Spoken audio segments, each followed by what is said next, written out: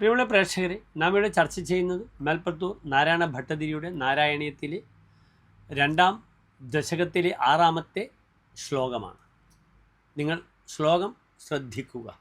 ഏവം ഭൂതമനോജ്ഞതാ നവസുധാ നിഷ്യന്ത സന്തോഹനം ത്വദ്രൂപം പരജിദ്രസായനമയം ചേതോഹരം ശൃണ്വതാം. സദ്യ പ്രേരയതേ മതിം മദയതേ രോമാഞ്ചയത്യംഗകം വ്യാസിഞ്ചിത്യപി ശീതബാഷ്പവിസരൈഃ ആനന്ദമൂർച്ഛോദ്ഭവൈഃ. ഇനി ശ്ലോകത്തിൻ്റെ പദച്ഛേദം ശ്രദ്ധിക്കുക. ഏവം ഭൂത മനോജ്ഞതാ നവസുധാ നിഷ്യന്ത സന്തോഹനം ത്വത് രൂപം പരജിത് രസായനമയം ചേതോഹരം ശൃണ്വതാം.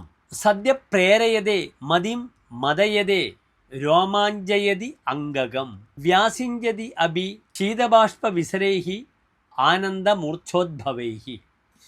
ഇനി ഈ ശ്ലോകത്തിൻ്റെ അന്വയം നമുക്ക് ചർച്ച ചെയ്യാം.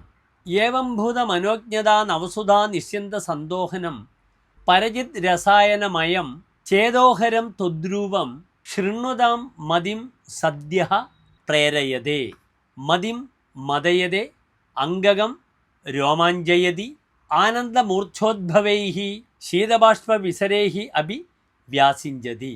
ഇനി ഇതിൻ്റെ സാരാംശം ശ്രദ്ധിക്കുക.